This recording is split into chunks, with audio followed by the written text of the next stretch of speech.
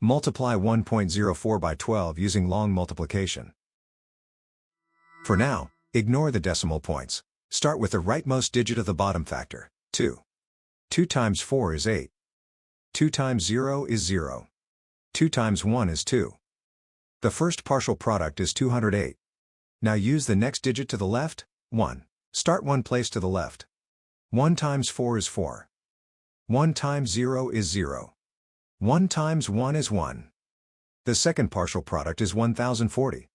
Now add the partial products, working from right to left. In the ones column, 8 plus 0 is 8. In the tens column, 0 plus 4 is 4. In the hundreds column, 2 plus 0 is 2. In the thousands column, bring down 1. The product of the whole numbers is 1248. Count the highlighted digits after each decimal point. The factors have 2 decimal places altogether, so the product needs 2 decimal places. Place the decimal point 2 places from the right. 1248 becomes 12.48. So 1.04 times 12 is 12.48.